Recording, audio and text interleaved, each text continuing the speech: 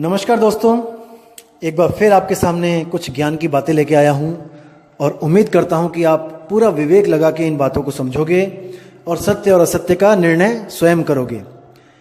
तो दोस्तों, सबसे पहले मैं आपको बताना चाहूँगा कि कुछ लोग आजकल भोली जनता को मूर्ख बनाने में लगे हैं और तरह तरह के शब्द खोज के लाते हैं जो आपने पहले कभी सोचे भी नहीं, कभी सुने भी नहीं, ताकि वो आपका ध्यान आकर्षित कर सकें और खुद को आपसे कुछ ऊंचा दिखा सके लेवल में, कि देखो मैं जो बता रहा हूँ वो आज तक किसी ने नहीं सुना, किसी ने नहीं कहा।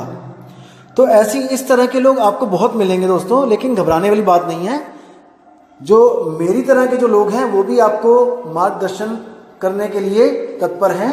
आप फिक्र मत करो, जितना ताकतवर शैतान है उससे कितना ही बड़ा ताकतवर हमारा परमात्मा है। आप बिल्कुल फिक्र ना करें, बस आप विवेक की तलवारें निकाल के रखें।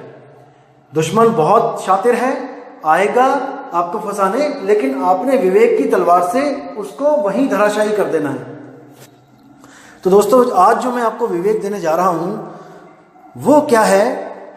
वो है दो शब्दों में फर्क जानना। जैसे निर्विचार और विचार। अब इन दोनों में क्या फर्क है? विचार जो है वो आते हैं जाते हैं, और जो निर्विचार है वो मतलब कि कोई विचार का ना आना। तो दोस्तों, जितना खतरनाक विचार का आना है उतना ही खतरनाक विचार का ना आना भी है। कैसे? जैसे विचार करना, जैसे हम विचार करते हैं तो ये एक क्रिया हो जाती है कि आप कुछ कर रहे हो, और विचार ना करना दोस्तों ये भी एक क्रिया होती है कि आप अपने ऊपर कंट्रोल कर रहे हो कि कोई विचार ना आए। आप कर रहे हो कंट्रोल। इसी तरह ध्यान और अध्यान। ध्यान होता है दोस्तों जब आप किसी पर ध्यान करते हो, कोई भी चीज पे आप ध्यान करते हो तो उसको ध्यान कहा जाता है। और अध्यान होता है अपने आप को किसी भी चीज पर ध्यान करने से रोकना। यह भी एक क्रिया है। ये दोनों विपरीत अर्थक हैं। लेकिन अगर आपको कोई इन दो शब्दों से मूर्ख बनाना चाहता है कि ध्यान करना मूर्खता है, अज्ञानता है, आप अध्यान में जाओ, आप अध्यान प्राप्त करो, तो आप कर्मों के बंधन से बच गए। ऐसा नहीं है दोस्तों, अध्यान भी एक क्रिया है। ध्यान ना करने को अज्ञान कहते हैं, अध्यान कहते हैं। जैसे कुछ करना भी एक क्रिया है और कुछ ना करना भी एक क्रिया है, लेकिन हमें लगता है कुछ ना करना ये कोई क्रिया नहीं है। बिल्कुल गलत है। जैसे आप किसी को पूछोगे व्हाट आर यू डूइंग, तो अगर वो पढ़ रहा होगा वो कहेगा आई एम रीडिंग, मैं पढ़ रहा हूं। अगर वो कुछ नहीं कर रहा होगा तो वो क्या कहेगा? I am doing nothing. अब डूइंग लग गया यहां पे, आई एम डूइंग, मैं कर रहा हूं क्या? नथिंग, कुछ नहीं। तो कहने का मतलब ध्यान और अध्यान दोनों क्रिया हैं। विचारों का आना, विचार करना और विचार ना करना, ये दोनों ही क्रिया हैं। तो अगर कोई कहे कि आपको विचार और निर्विचार दोनों से परे ले जाऊंगा तो ये उसकी मूर्खता है। कोई कहे आपको ध्यान से परे अध्यान में ले जाऊंगा तो वो उसकी मूर्खता है। ये दोनों ही क्रियाएं हैं। असल में दोस्तों, कुछ करना और कुछ ना करना ये दोनों ही गलत हैं। अगर कुछ करना वो गलत कर रहे हो तो कुछ गलत करना ये भी गलत है और कुछ ना करना ये भी गलत है। असल में सही क्या है? कुछ सही करना ही सही है। आप लोग को यह बताया जाएगा कई स्वयंभू आत्मज्ञानियों द्वारा कि कुछ करना ही तो बंधन है, कुछ करना ही तो बंधन है, कुछ नहीं करना है। दोस्तों समझना इस बात को, कुछ करना बंधन है, लेकिन अगर वो किया गया कर्म, किया गया ध्यान गलत है तो, अगर वो सही तरीका अपनाया आपने कुछ करने का तो वो गलत नहीं है। फिर से सुनना है दोस्तों, कुछ करना भी गलत है अगर वो गलत ही किया जाए तो, और कुछ ना करना उससे भी ज्यादा गलत है, क्योंकि कुछ नहीं करोगे तो जहां पे हो वहीं रह जाओगे, आपकी उन्नति कैसे होगी। इसलिए कुछ गलत करना भी गलत है और कुछ ना करना भी गलत है, और केवल सही करना ही सही है। इसलिए कबीर साहब ने सब साधुओं को, सब योगी तपस्वी जति तपी सन्यासियों को मना किया कि जो तुम कर रहे हो ये गलत है, इसको छोड़ दो। और क्या करने को बोला? सहज योग, सहज समाधि जो सहज ही प्राप्त होती है, उसमें आपको कुछ करना नहीं होता है, इसमें आपको अपने ज्ञान में रहना होता है कि आखिर मैं क्या हूं। जैसे आपने हाथ में मिट्टी पकड़ रखी है, आपने हाथ में मिट्टी पकड़ रखी है और मिट्टी से आपको प्रेम हो गया है और मिट्टी आप छोड़ना नहीं चाहते हो, लेकिन जब आपको कोई ज्ञानी ज्ञान देता है कि ये मिट्टी है और तू इस मिट्टी से अलग है और एक दिन ये मिट्टी छूटेगी, और तू अगर अपने आप को नहीं जानता तो इस मिट्टी के लिए रोएगा, और अगर तू अपने आप को जानता है तो तत्काल ही इस मिट्टी को मुट्ठी से छोड़ देगा। दोस्तों, मिट्टी क्या है? ये शरीर है, और ये कौन पकड़ के बैठा है? ये जीवात्मा पकड़ के बैठी है। इसी मिट्टी के लिए ये रो रही है, सारी उम्र पैसा बचाती है, 100-100 रुपए करके, 500-500 रुपए करके लाखों का अकाउंट बनाती है, बैंक बैलेंस बनाती है, और डॉक्टर एक बार कहता है कि आपको कैंसर है और 20 लाख रुपए लगेंगे, 50 लाख रुपए लगेंगे, ये सारी कमाई एक पल में देने को तैयार हो जाती है इसी मिट्टी के लिए, इस शरीर के लिए। तो दोस्तों, ज्ञान क्या कहता है कबीर साहब का कि तुम शरीर नहीं हो, तुम मन नहीं हो, तुमने अपने आप को शरीर और मन समझ लिया है गलती से।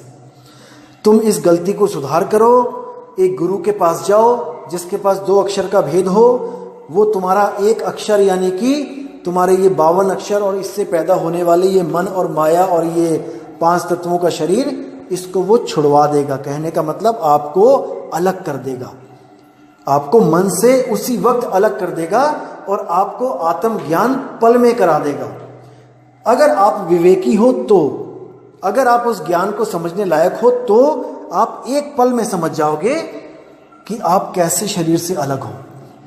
और जैसे ही आपका ये शरीर छूटेगा, आपने मुट्ठी खोल देनी है। आप जहां पे हो आप वहीं रहोगे, लेकिन आपकी मुट्ठी खुलते ही वो सारी मिट्टी जमीन पे गिर जाएगी। इसी तरह जब मौत आएगी तो आपका शरीर मिट्टी की तरह गिर जाएगा, लेकिन आप जहां पर हो आप वहीं रहोगे, ना कहीं गया ना आया, ना कहीं जाना ना कहीं आना, आपे में आप समाना। दोस्तों, ज्ञान गूढ़ा है, लेकिन आपको समझना पड़ेगा। किसी ब्रह्मलोक, सतलोक, अलखलोक, आगामी लोक में नहीं जाओगे आप स्वयं में स्थित हो जाओगे। आप जहां पे हो आप वहीं रहोगे, लेकिन आपका पिंड मन माया से छूट जाएगा। आपको दोस्तों मैं एक उदाहरण समझाता हूं। अगर इस उदाहरण को अच्छी तरह समझ लोगे तो आपके काफी कंसेप्ट क्लियर हो जाएंगे। जैसे आत्मा अडोल है, आत्मा चलती नहीं है, आत्मा कभी इधर से उधर नहीं जाती, वो सब भी क्लियर हो जाएंगे, सारे कंसेप्ट जितने भी हैं। तो क्या उदाहरण दे रहा हूं मैं आपको, अच्छी तरह समझना है। जैसे आप छत पे खड़े हैं और आप पतंग उड़ा रहे हैं। अब आपके पास 2 चीजें हैं, एक तो है डोर और एक है पतंग। दोस्तों, आप पतंग को आसमान में चढ़ा रहे हो, खूब ऊंची चढ़ा दी आपने। अब वो पतंग आसमान में कभी इधर से उधर जा रही है, कभी उधर से इधर जा रही है। किसके सहारे? डोर के सहारे। और वो डोर किसके हाथों में है? वो है आपके हाथों में। आप नहीं चल रहे हो, आप एक जगह खड़े होकर पतंग उड़ा रहे हो, लेकिन डोर और पतंग ये पूरे आसमान में कभी इधर से उधर जा रही है, कभी उधर से इधर जा रही है, कभी ये आपस में 2 पतंगे लड़ रही हैं। और जो बंदा दूसरी पतंग का मालिक है वो भी छत पे खड़ा है, कहीं जा नहीं रहा है, वो भी अचल है, अडोल है। तो जो पतंग है वो क्या है? वो है हमारा शरीर, जो हमें दिखाई दे रहा है। कोई काली पतंग है, कोई पीली पतंग है, कोई हरी पतंग है। इसी तरह कोई बड़ा शरीर है, कोई छोटा शरीर है, कोई काला शरीर है, कोई गोरा शरीर है। और डोर क्या है? ये है मन। अब ये डोर के भी दो रूप हैं। एक जो आपके हाथों में है, जो आपको दिख रही है, और यही डोर आगे जाती जाती जाती जाती जाती खुली आंखों से नहीं दिखती है। जब पतंग बहुत ऊंची चली जाती है तो डोर नहीं दिखाई देती, लेकिन पतंग दिख रही होती है। अब ये डोर के दो रूप हैं। एक जो दूर वाली डोर देख रहे हैं, जिनको वो डोर नहीं दिखाई दे रही, वो कहते हैं कि हमें केवल शरीर दिख सकता है, मन नहीं दिख सकता। ध्यान देना दोस्तों, जो डोर पतंग के बिल्कुल पास है, जो बहुत दूर जा चुकी है, वो आपको नहीं दिखाई देगी। तो वो लोग सोचते हैं कि डोर नहीं दिख रही है, यानी कि मन को कोई नहीं देख सकता। लेकिन जो लोग ध्यान से देखते हैं कि पतंग के साथ धीरे धीरे धीरे पास आते जाते हैं, और वहां पर उनको डोर सच में दिखाई देने लग जाती है, और आती आती वो अपने हाथों में आ जाती है। वो लोग कौन है जो डोर को देख सकते हैं? जो इस मन को देख लेते हैं, ध्यान लगा के, तपस्या करके, कंसंट्रेशन करके। वो ध्यान से देख लेते हैं कि मन का भी कोई स्वरूप है, जो ज्योति स्वरूप है। इसीलिए कबीर साहब ने बोला है, ज्योति स्वरूपी हाकिमा जिन अमल पसारा, अमल मिटाऊं तासु का, पठाऊं भव पारा। कहे कबीर अमर कर राखूं, जो निज होए हमारा। तो मन क्लियर हो गया और तन क्लियर हो गया। अब जो अडोल आत्मा है वो क्या है? वो है आप। आप एक ही जगह पे खड़े हो, आपके द्वारा ही मन भाग रहा है, और आपके द्वारा ही पतंग भाग रही है, तन भाग रहा है। लेकिन आप इतना उलझ गए हो, आपने इतना ज्यादा ध्यान लगा दिया उसमें कि घर में पिताजी आवाजें मार रहे हैं, अरे आजा नीचे, छत से आजा, खाना खा ले, पानी पी ले। लेकिन आपने सारा ध्यान उस डोर और पतंग में लगा रखा है। अपनी हस्ती को तुम भूल गए हो। पतंगों की डोर लड़ा रहे हो, पतंगे में आपस में लड़ रही हैं, किसी की कट जाती है, वो उठा के एक नई पतंग चढ़ा देता है आसमान पे। यानी कि एक शरीर छूटा, साथ ही साथ अगला शरीर तैयार। यही बंधन है दोस्तों। तो क्या करना है? अगर पतंग कट जाती है तब भी पीछा नहीं छूटता, क्योंकि डोर है आपके पास। डोर होगी तो बच्चे फिर जिद करेंगे कि नहीं, नई पतंग लेके आनी है। या फिर 10-15 पतंग अगर छत पे रखी हो उन्होंने, तो वो एक कटने के साथ साथ ही दूसरी चढ़ा देते हैं। दोस्तों, मुक्ति कभी नहीं मिलेगी। शरीर छोड़ने से मुक्ति कभी नहीं मिलती। मुक्ति कब मिलेगी? जब आपके हाथ से डोर पतंग समेत छूट जाएगी। आपने देखा होगा, कई बच्चे पतंग उड़ाते हैं और उनके हाथ से गलती से छूट जाती है, तो पछताने के सिवा उनके पास दूसरी कोई ऑप्शन नहीं होती। या तो दुकान पे जाएं, नई डोर लेके आएं, या फिर चुपचाप घर में जाके बैठ जाएं। ये जस्ट उदाहरण दे रहा हूं मैं आपको। मुक्ति कब मिलेगी? जब डोर और पतंग दोनों आपसे हमेशा के लिए छूट जाएंगी। डोर यानी मन, पतंग यानी तन। और अगर कोई कहे कि आप ही मन हो, आप ही परम चेतन हो, वही मन है, उससे बड़ा कोई मूर्ख नहीं है। क्योंकि अगर मन ही परम चेतन है तो मन कभी मरेगा नहीं, क्योंकि चेतन कभी नहीं मरता। चेतन कभी नहीं मरता। परम चेतन कौन है? आत्म सत्ता ही परम चेतन है। और वो क्या कर रही है? वो इस मन को सारी पावर देके बैठी है। मन सारी शक्तियां इस आत्मा से ले रहा है और अच्छे और बुरे काम करके हम सबको फंसा रहा है। कबीर साहब कहते हैं, पाप पुण्य ये दोनों बेड़ी, एक लोहे एक कंचन केरी। कि अगर आप सोचते हो कि मैं पाप ना करूं और मैं केवल पुण्य करूं तो मैं बच जाऊंगा, कोई नहीं बचेगा। पुण्य करोगे तो आपको सोने की जंजीरें मिलेंगी, राजा महाराजा बन जाओगे। गले में जो चैन पहनते हो आप, देखना वो जंजीरें ही होती हैं, लेकिन वो सोने की हैं, इसलिए आपको लगता है कि मैं जंजीरों से बाहर हूं। वही जब लोहे की बन जाती हैं पाप कर्म करके, तो आपको लगता है कि मुझे जेल में डाल दिया गया है और मुझे लोहे की जंजीरें डाल दी गई हैं। तो दोनों ही गलत हैं। मैं ये नहीं कह रहा कि आप पुण्य करना ही छोड़ दो। पुण्य करने का क्या मतलब होता है? मन में भाव नहीं आना चाहिए। अगर आप किसी को खाना खिला रहे हो तो आप खिलाओ, लेकिन ये सोच के मत खिलाओ कि मुझे इसका फल मिले भगवान, मैं इतने लोगों को खाना खिला रहा हूं, मुझे इसका पुण्य मिले। नहीं चाहिए पुण्य। अगर ये भाव आपका मन में रहेगा तो उस पुण्य को प्राप्त करने के लिए आपको किसी ना किसी शरीर में जाना पड़ेगा। चाहे बैकुंठ जाओ, चाहे यहां वापस आओ, आपको वो पुण्य प्राप्त होगा। तो आपने क्या करना है? एक हाथ में देना है और दूसरे को पता ना लगे, ऐसा दान करना है। एक हाथ से दिया और दूसरे हाथ को पता ना लगे, यानी आपने उस चीज को कभी एक्सपोज नहीं करना है कि मैंने कितना दान दिया, किसको दिया, और आपने कोई दुआ भी नहीं मांगनी है। आपको कोई भूखा बंदा मिलता है, आप उसको खिला दो, लेकिन ये देख लेना कि वो खा कमा सकता है कि नहीं।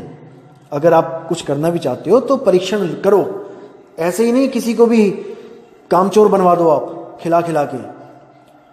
तो दोस्तों, बात जरा सी वरना 84, छोटी सी बात है, इसको समझ लोगे तो बहुत अच्छा आपका जीवन भी हो जाएगा और आपको जो परम लक्ष्य है हमारा मुक्ति का, वो भी मिल जाएगी। वरना 84 तो है ही है, क्योंकि इतने अच्छे कर्म कोई नहीं कर रहा है इस आज के समय में कि उसको कोई मनुष्य शरीर दोबारा मिले। मनुष्य शरीर मिलने का एक ही रास्ता होता है, जब आप सच्चे गुरु की शरण में आ जाते हो। तो भक्ति बीज पलटे नहीं, जुग जाए अनंत, धनी निर्धन हो सके पर रहे संत का संत। कभी गरीबी और कभी अमीरी तो आपको दिख सकती है कर्मों के अनुसार, लेकिन आप रहोगे संत के संत, यानी कि आप भक्ति मार्ग से गिर नहीं सकते। ये गारंटेड है दोस्तों, क्योंकि भक्ति मार्ग बहुत ऊंचा मार्ग है। ये आपके विवेक को जगा देता है और आप इतने आपके उच्च विचार हो जाते हैं कि आप गलत जून में प्रवेश कर ही नहीं सकते। जैसे आपने देखा होगा, जो डॉक्टर है, जो इंजीनियर है, वो उस ढाबे पे बैठ के खाना नहीं खाता सड़क के किनारे जिस पे रिक्शे वाले बैठ के खाना खा रहे हैं, या फिर और कोई भिखारी या गरीब बंदे बैठ के खाना खा रहे हैं। एक डॉक्टर, एक इंजीनियर वहां नहीं बैठ सकता। ईगो नहीं, उसके संस्कार ऐसे हो गए हैं कि वो उस जगह को एक्सेप्ट कर ही नहीं सकते।